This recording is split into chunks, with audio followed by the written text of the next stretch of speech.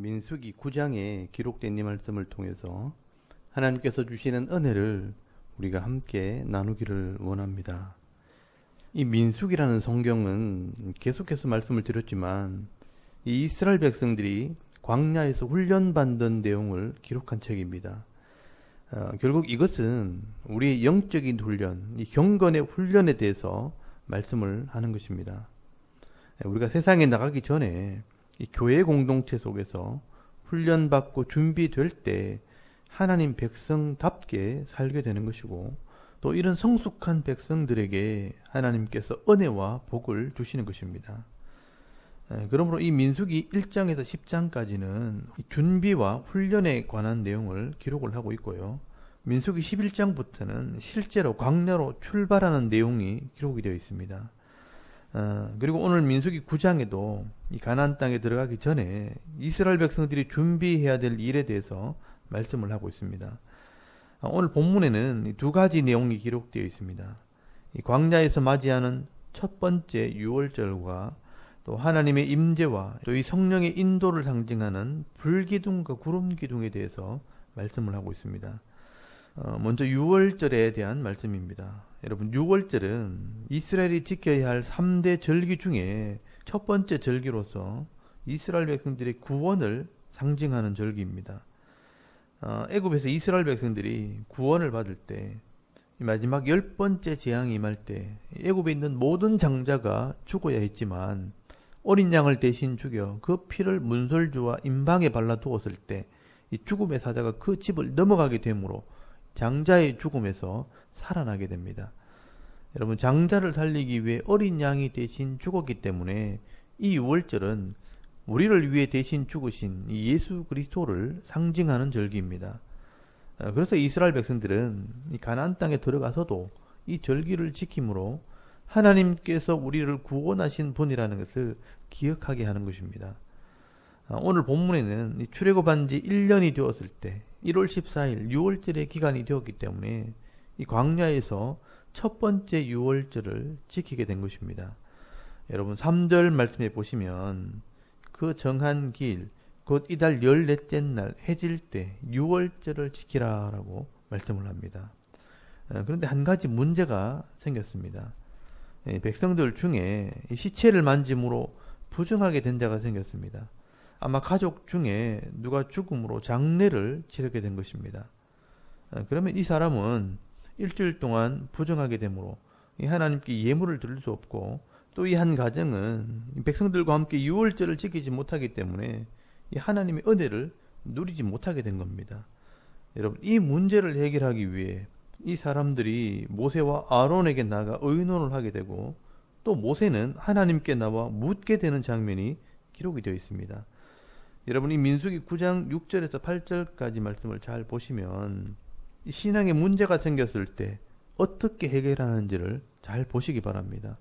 그때 사람의 시체로 말미암아 부정하게 되어서 유월절을 지킬 수 없는 사람들이 있었는데, 그들이 그날에 모세와 아론 앞에 이르러 그에게 이르되 우리가 사람의 시체로 말미암아 부정하게 되었거니와 우리를 금하여 이스라엘 자손과 함께 정한 기일에 여호와께 헌물을 드리지 못하게 하심은 어찌함이니까.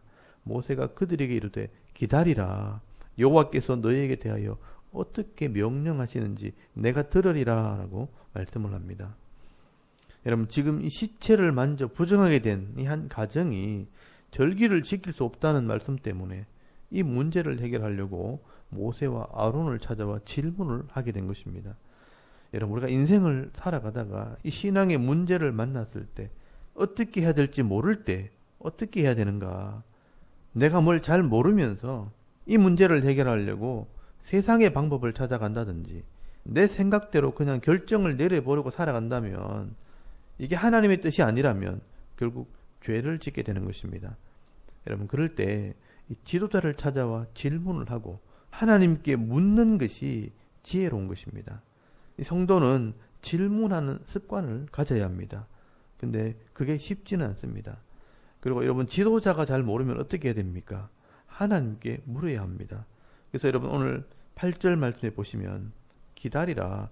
하나님께서 뭐라고 말씀하실지 내가 들으리라 라고 말씀을 합니다. 여러분, 이 하나님의 뜻을 모르면 어떻게 해야 하느냐? 질문을 하셔야 합니다. 질문을 하고 깨달아지고 알게 되었을 때 우리의 신앙이 분명해지는 것입니다.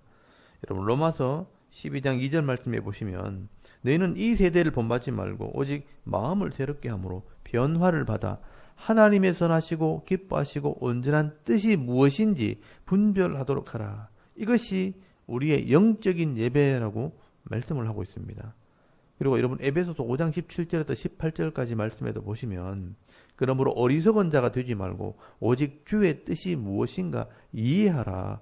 술 취하지 말라. 이는 방탕한 것이니 성령의 충만함을 받으라 라고 말씀을 합니다. 여러분, 우리 성도들이 주의 뜻이 무엇인가 알려면 성령의 도우심을 받으라. 이 말씀을 이해해야 한다고 말씀을 하고 있는 것입니다. 여러분, 이 모세의 시대는요, 계시가 완성되지 않았고 또 하나님 말씀이 완벽하게 기록이 되지 않았기 때문에 이 성령이 충만했던 모세가 하나님의 뜻을 분별해서 백성들에게 말씀을 해주었지만, 여러분, 오늘날 이 신약 시대는 이 하나님의 계시가 완성이 된 시대이기 때문에 성령을 통해 이 하나님 말씀을 깨달아서 분별해야 하는 것입니다. 그렇게 할 때 우리 인생의 문제를 해결할 지혜를 이 말씀을 통해서 얻게 되는 것입니다. 여러분, 오늘 본문에 나오는 이 문제는 이 모세가 하나님께 물었을 때 하나님께서 직접 말씀해 주셨습니다. 여러분, 9절 말씀해 보시면 여호와께서 모세에게 말씀하여 이르시되, 이 유월절은 이스라엘 백성들이 모두 마땅히 지켜야 할 규례요 절기지만 어쩔 수 없이 부정한 자가 되어 그 날의 유월절을 지키지 못할 때는 다음 달 2월 14일에 이 규례를 지키라라고 말씀을 하게 됩니다. 여러분, 우리는 여기서 많은 생각을 하게 됩니다. 하나님의 뜻이 무엇인가, 하나님께서 무엇을 원하신가 하는 것을 잘 깨달아야 합니다. 여러분, 절기는 반드시 지켜야 합니다. 그게 법입니다. 근데 그 날 꼭 지켜야 한다는 것은 아니라는 것입니다. 그런데 사람들은 이런 생각을 합니다. 1월 14일은 하나님께서 정한 날인데 그 날이 아니면 안 된다고 생각을 하는 겁니다. 그래서 그날 못 지키는 사람을 보면 믿음이 없는 사람이라고, 죄를 지은 사람이라고 이렇게 정죄를 하는 겁니다. 그러나 하나님께서는 분명히 말씀을 하십니다. 그 날이 안 되면 다른 날을 정해서 지키라고 말씀을 합니다.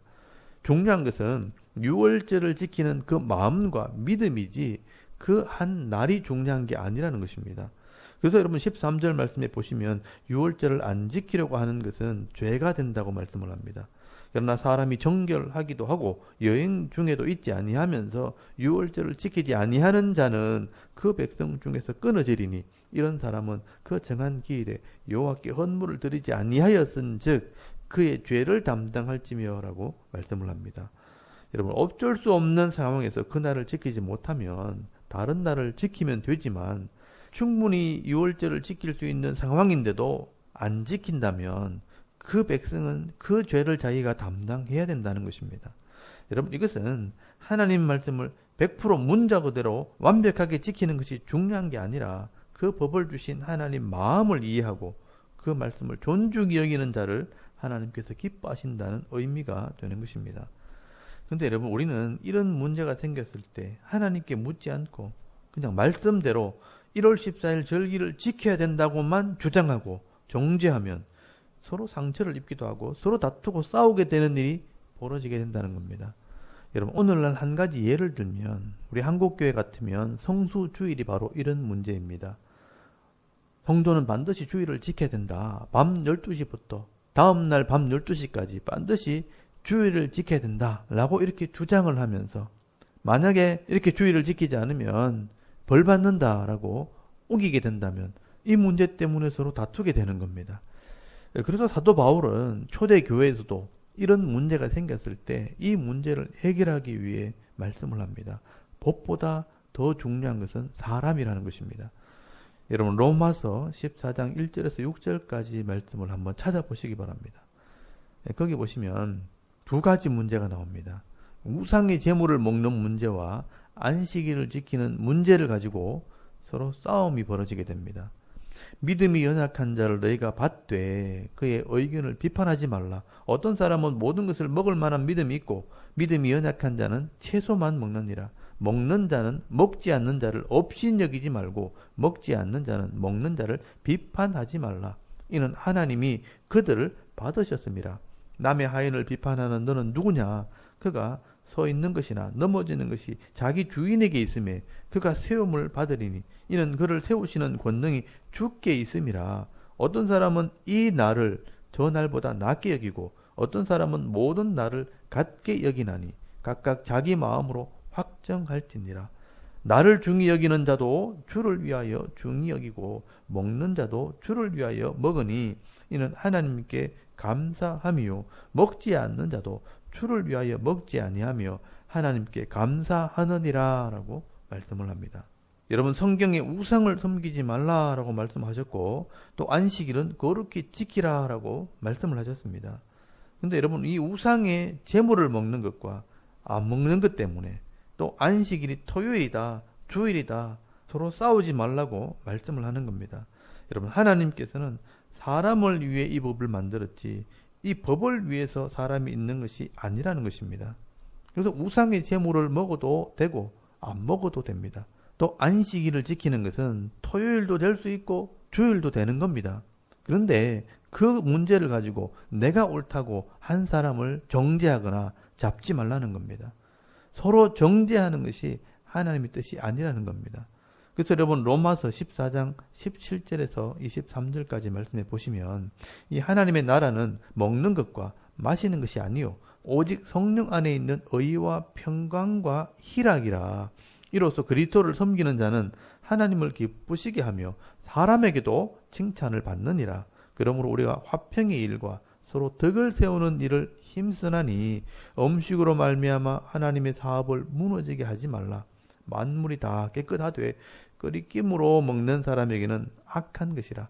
고기도 먹지 아니하고 포도주도 마시지 아니하고 무엇이든지 네 형제로 끓이기게 하는 일을 아니함이 아름다우니라. 네게 있는 믿음을 하나님 앞에서 스스로 가지고 있으라. 자기가 옳다 하는 바로 자기를 정죄하지 아니하는 자는 복이 있도다. 의심하고 먹는 자는 정죄되었나니 이는 믿음을 따라 하지 아니하였기 때문이라. 믿음을 따라 하지 아니하는 것은 다 죄니라 라고 말씀을 합니다. 여러분 하나님께서 정말 원하시는 것은 이 공동체 속의 평강과 희락이라는 것입니다. 우상을 섬기지 않는 것이 중요하지 이 음식을 먹고 안 먹고는 중요하지 않다는 겁니다. 예배를 드리는 것 자체가 중요하지 그날이 토요일이나 주일이나 그것이 중요한 게 아니라는 것입니다.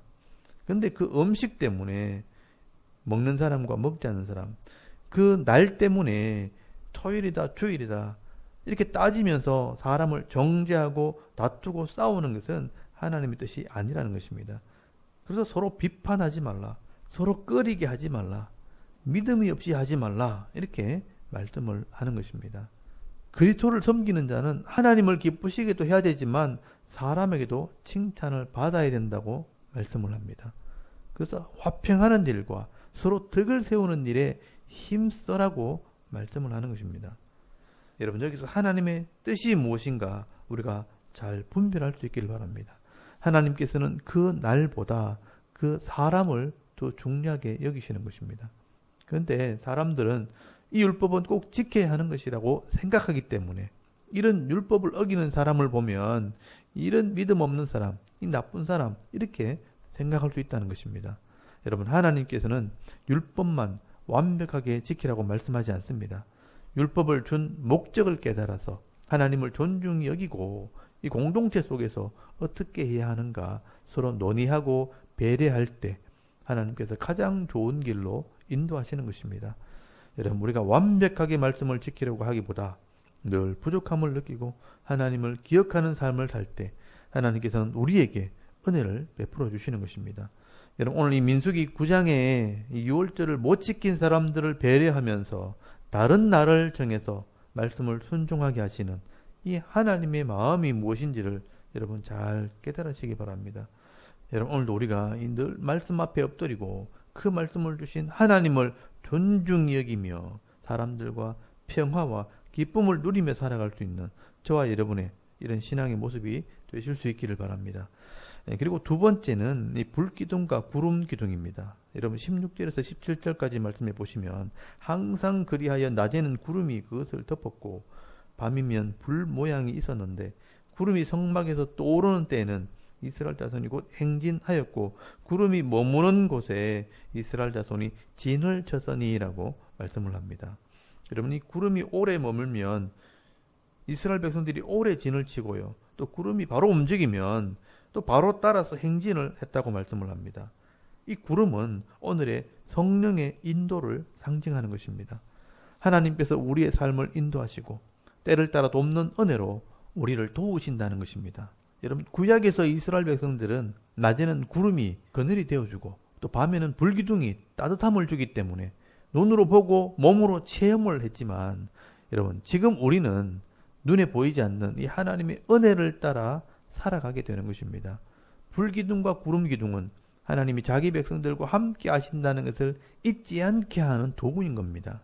여러분 성경에 보시면 보이진 않지만 이렇게 하나님께서 나와 함께 하신다는 것을 깨닫고 느끼는 사람들이 여러 가지 표현을 하게 되는데 여러분 이런 표현들을 보면서 하나님께서 우리와 함께 하신다는 것을 알게 됩니다.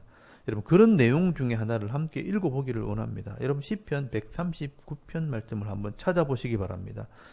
시편 139편 1절에서 10절까지 말씀을 한번 보겠습니다. 여호와여 주께서 나를 살펴보셨으므로 나를 아시나이다. 주께서 내가 앉고 일어섬을 아시고 멀리서도 나의 생각을 밝히 아시오며 나의 모든 길과 내가 눕는 것을 살펴보셨으므로 나의 모든 행위를 익히 아시오니 여호와여 내 혀의 말을 알지 못하시는 것이 하나도 없으시니이다. 주께서 나의 앞뒤를 둘러싸시고 내게 안수하셨나이다. 이 지식이 내게 너무 기이하니 높아서 내가 능히 미치지 못하나이다.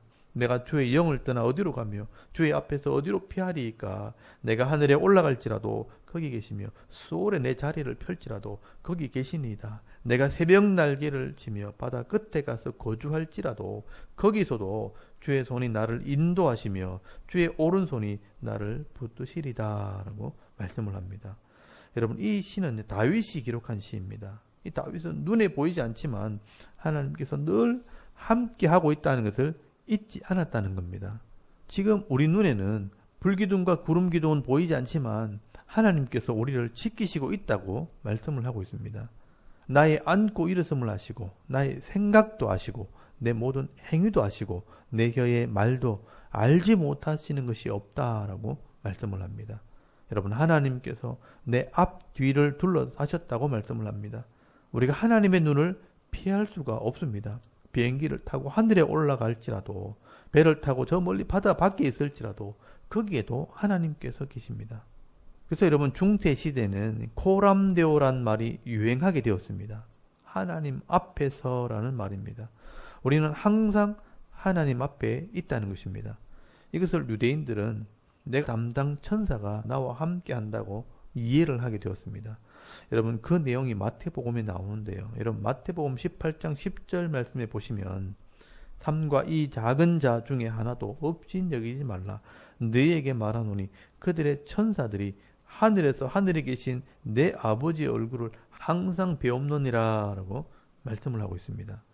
여러분 예수님께서 이 어린아이 하나도 없이 여기지 말라고 말씀하시면서 각 사람에게는 그들을 담당하는 천사들이 있는데 매일마다 하나님께 보고한다고 지금 말씀을 하는 것입니다. 여러분 유대인들의 머릿속에는 하나님께서 우리의 삶을 어떻게 다 아실까 그의 담당 천사가 일일이 보고한다고 믿었던 것입니다. 그래서 여러분 히브리서에도 보시면 히브리서 1장 14절 말씀에 모든 천사들은 섬기는 영으로서 구원받은 상속자들을 위하여 섬기라고 보내심이 아니냐라고 말씀을 하고 있습니다. 여러분 유대인들은 이런 천사들을 너무 소중하게 여기다 보니 천사 숭배 사상까지 생기게 되었습니다. 그러나 중요한 것은 하나님께서 성도들을 지키시고 이렇게 보호하신다는 것을 말씀을 하고 있는 것입니다. 여러분 모세는 신명기 32장 10절에서 11절까지 말씀해 보시면 하나님은 자기 눈동자같이 지키셨도다. 또 독수리가 그의 날개를 펴서 그의 날개 위에 새끼를 엎는 것 같이 보호하셨다라는 표현을 하기도 합니다. 또 다윗 같은 경우는 전쟁을 많이 하다 보니까 시편 18편 2절 말씀에 보시면 여호와는 나의 반석이요 나의 요새시요 나의 피할 바위시요 나의 방패시요 나의 산성이시로다 라고 표현을 하고 있습니다. 마태는 예수님께서 세상 끝날까지 우리와 함께 하신다라고 표현하고 있고요.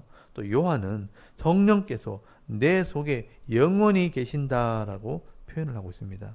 여러분 오늘 이 말씀들을 통해 하나님과 언약한 백성들을 불기둥과 구름기둥으로 지키시며 또 광야와 같은 이 메마른 땅을 넉넉히 이기며 또 지나가게 하신 하나님께서 이 악한 세상 속에서 우리를 지키신다고 말씀을 하고 있는 것입니다. 때로는 눈동자같이, 때로는 독수리같이, 때로는 방패가 되어주시고 산성이 되어주시고 천사를 통해 지켜주시고 안고 일었음을 지키시고 내 속에까지 들어오셔서 우리 마음과 생각을 지키시는 분이 바로 하나님이라는 것을 여러분 믿을 수 있기를 바랍니다. 여러분 오늘도 우리가 이 하나님을 믿기 때문에 이 험한 세상 속에서 감사하고 평안한 삶을 살아가는 그런 은혜가 있기를 바랍니다. 여러분 오늘도 이 두 가지 말씀을 나누었습니다. 법보다 법을 주신 하나님을 존중히 여기고 하나님께서 우리를 철통같이 지켜주신다는 것을 믿을 때 평안한 삶을 살아가라고 말씀을 하십니다. 예수님께서 말씀하십니다. 이것을 너희에게 이름은 너희로 내 안에서 평안을 누리게 하려 함이라. 세상에서는 너희가 환난을 당하나 담대하라. 내가 세상을 이겨노라 라고 말씀을 하십니다. 오늘도 여러분 이 말씀들을 의지하면서 평안을 누리며 살아가는 저와 여러분의 이런 영적인 삶의 모습이 되실 수 있기를 주의 이름으로 축원합니다. 아멘. 우리 잠깐 기도드리겠습니다. 오늘도 이 하나님 말씀을 존중하는 믿음의 삶을 살게 하옵소서. 또 나라와 민족과 교회와 가정을 위해서 기도하시고 또 개인의 기도 제목을 따라서 기도하고 오늘 하루 삶을 또 살아갈 수 있길 바랍니다. 다 같이 우리 하나님께 한번 기도드리겠습니다. 살아계신 하나님 은혜를 감사합니다. 오늘도 이 아침에 하나님을 예배하게 하시고 또 민수기 말씀을